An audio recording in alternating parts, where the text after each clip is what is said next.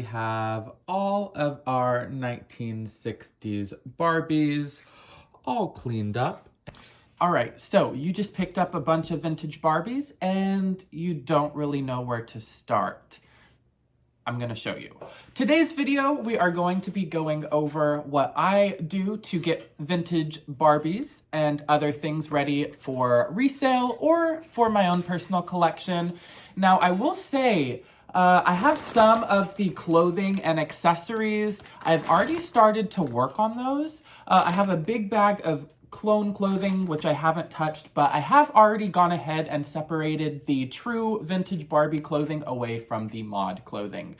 Now, that's just from, my experience with reselling and, doing research of Barbie. I was able to kind of tell what was actual Barbie. A lot of things actually had the tags / Barbie's friends tags, but just as a collector for doing this for a couple of years / reselling, I've gotten kind of the gist of things. Of course, we all miss things. You're always constantly learning about vintage Barbie, which is part of it that I personally love. Even if you've been collecting for decades, you're always still gonna find something you've never seen before, since they did end up making so much. So I will say I have already gone ahead and hand washed the vintage clothing. It's actually all in here. Now, I pretty much just washed it with washing solution, just gentle hand wash. Now, I will say with more stubborn clothing, you might want to try OxiClean, very gently diluted. I have definitely done that in the past, which depending on, I'm gonna look at everything now, depending on what the shape is in everything, I might pull out some OxiClean. I just haven't really decided yet. Now, as for the dolls, I have gone ahead and already given them a slight wipe down. They weren't in horrible shape. Granted, they just have been living in a basement from 50 to 60 years, so they did overall need a good little cleanup, but nothing super significant, I will say. So now I am actually just gonna get everything set aside. I will say I haven't really styled any of their hair. I've really just given them a very gentle wipe down. Now I will say, like I said, already hand washed all of these. These have been drying overnight. Some of them might still be a little bit damp, but kind of have them all rolled up into a towel. We do have some really fun exclusive outfits. All of this, like I said, being labeled Barbie or friend.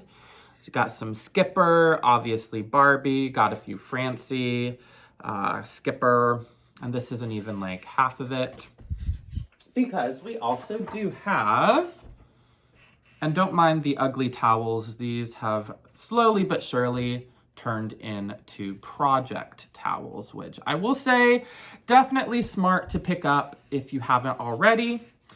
Just having some towels to set aside for projects. Like you can see, I have like paint and other things that have gotten on these towels. But at least they're pink. So again, we have some more vintage Barbie fashions. We have already gone ahead and given a little bit of a dip. Got Loop Scoop. That one's a pretty common one. I think we have maybe a few clone fashions, but overall, pretty much just Barbie. Now, I am looking, some of these might need a little bit of OxiClean, I will say. Now, when you are doing OxiClean, I suggest definitely diluting it and washing it for a time. You don't want it to, I've had it, experimenting with it, I've had it just completely wipe the color off of clothing before. So when I do say, be very cautious when it comes to OxiClean, definitely do so, because you don't want the integrity of these pieces to suffer. But as you can see, we really mostly just have mod fashions, which I am over the moon about personally. I definitely love the earlier 60s stuff, but the mod is where my heart is. That's the realm of clothing that I personally wear, being late 60s early 70s. I just love the very vibrant colors of everything. So I am super excited to be going through all of this with you guys. So we'll go ahead and pick what pieces really do still need a little bit of a dunk in OxiClean. Most of it actually cleaned up pretty well, but we will have to pull some to put in some OxiClean, I will say. All right, so just gonna, and yes, I'm using a ruler because I don't really want to touch this. So just giving them a good soak. Hopefully we don't have anything that bleeds too much. That is always the goal, but just putting everything in. And we're probably gonna let this sit for about an hour. Granted, we're definitely going to watch this because you don't necessarily need to put this in for a complete hour. Again, some of these colors can bleed more than others, so we are really just gonna want to make sure we watch this. All right, everybody, so I have all of the clone clothing. Now, I have already given this a good soaking and hand wash in some other washing detergent. So right now, this is really just some lukewarm water with very diluted OxiClean, or I should say the Laura Lynn version of OxiClean. Just really trying to soak out any stains. We will go ahead and rinse this again with cold water and let air dry. All right, so we are back, everyone. Hopefully this light, so bright, not for my vampire vision. So we are officially back. We have all of the clothing either soaking or pretty much just soaking. So now is the time, since we have some time to kill, I'm gonna start going in and setting these dolls' styles. Now, this is the one part you don't have to do. I like to do it because when I bring things to the vintage shop, especially Barbie, since it is a subject matter that does pretty well in the Etsy shop / whatnot, I like to clean them up as much as possible. I'm not saying I clean every single one, just because some dolls are in, of course, better shape than others, but I do try to do a really good overall thorough job with the ones I do clean up. So pretty much what that entails is really just taking a comb.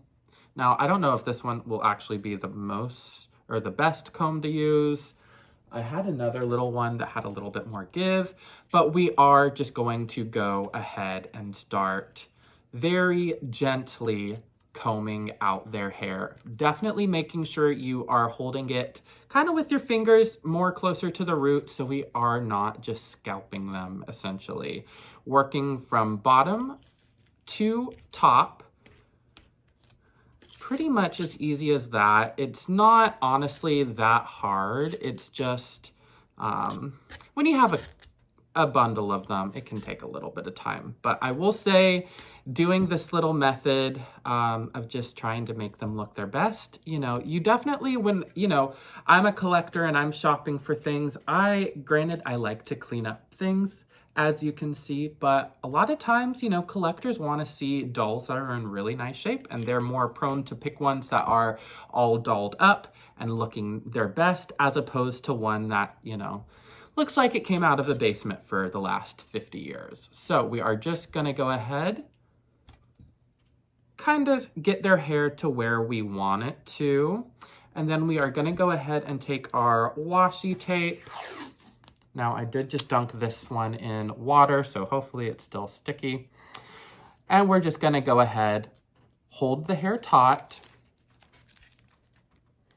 and just go around. Now, I will say, these dolls with the rooted eyelashes, you wanna avoid actually getting the tape on the eyelashes. You don't wanna actually, accidentally bend them down or anything. So starting from the bang, we are just going to make sure it is a nice fit.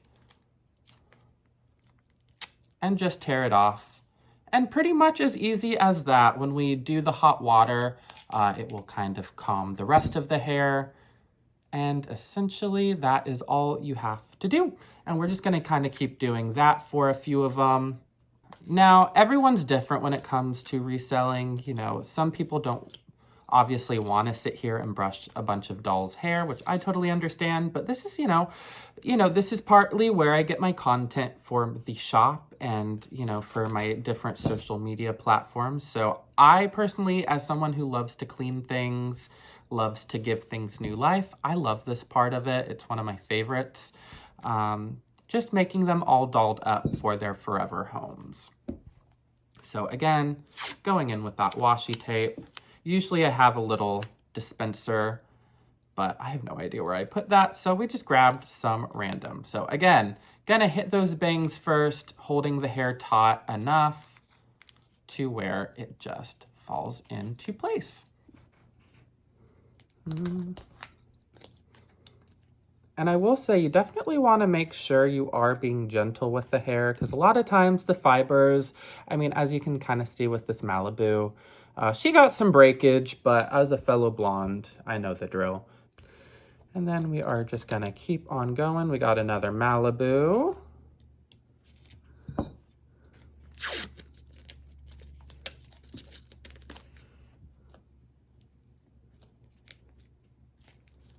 Perfect. And I will say, again, a huge shout out to this washi tape. It is, as you can see, Miss Twiggy. It matches her perfect. I just realized that. Or at least the one that I redid a little bit. All right, and another Dramatic Living. As you can see, her hair just kind of falls out of sort. And here's an overview of them all drying. All right, and we're back. So now that we have all of the dolls cleaned up, next comes identifying their clothing, if we do have them already. So we see we have a few of these Dramatic Living Barbies. Oops, this one's having a little bit of an exorcist moment. We have 3 of them total. So what they typically wear are this little silver and gold swimsuit with this kind of mesh jacket, which I love the combo. So we are on the hunt for these. I think I've honestly only seen one of those, so I might have to dig through some of my collection and just stock to see if I can find any other of those, which I'm sure I do. So another little gold and silver jacket or swimsuit. I can't get it right. Oh, and for Miss PJ, here is her outfit. Now, I will say with that one, she actually does have a Sears exclusive fit. I haven't decided if I should sell them separately or sell it with the doll. We shall see. So, gonna go ahead and set those aside. So we're looking for one more silver and gold swimsuit. So all of those dolls at least have a swimsuit or clothing piece. Now I'm gonna go ahead and try to find their little mesh jackets to see if I have any others. All right, so here, trying to do this one hand is my little system for how I organize all of the clothing to make it as accessible to find. I write down whatever the Barbie item is, either on the front or back of a piece of cardstock, and then go ahead and put that in a Ziploc bag. As you can see, it makes things just a lot more easy as opposed to having a big bag of just random miscellaneous clothing. Keeps me on track. All right, and we have all of our 1960s Barbies all cleaned up and ready to go. We got PJ, Malibu, Dramatic Living, Quick Curl, Stacy, Twist and Turn, Marlowe Flip, another Stacy ×2, another Dramatic Living, Twist and Turn Skipper, Dramatic Living, and Dramatic Living Skipper. So here are the Barbies. Now I will say all of these on the bottom row are going to be up in the Etsy shop. And I will say, since I always do first dibs on Whatnot, these up here have actually already found a home. So it definitely pays to go check out my whatnot, but I thought we would also show off some of the really fun clothing pieces we got. All right, so I thought I would show you kind of how I store some of the vintage Barbie stuff I have. But like I showed in a previous clip, I just cut out a piece of paper. Granted, yesterday they weren't as neat as I usually try to do them, but then I will write on either the front or the back of the piece of paper on what the item actually is, what year, etc. Make it a little bit easier for myself. But as you can see, just a bunch of different pieces. Mostly vintage Barbie. We got some clone. We also have some like random G.I. Joe pieces, but it's usually how I store mine. So let's come on over to some of my favorite picks we ended up finding clothing wise. So we actually found some Sears exclusive finds. We got this great poncho. So these two sets would have had a matching outfit to Ken. I think these were from 1975, the Best Buy Sears exclusive, I think they were called. Really fun. So both Barbie pieces. Then we have another really hard to find Stacy jacket. This would have been also from an exclusive pack. So this would have been the jacket.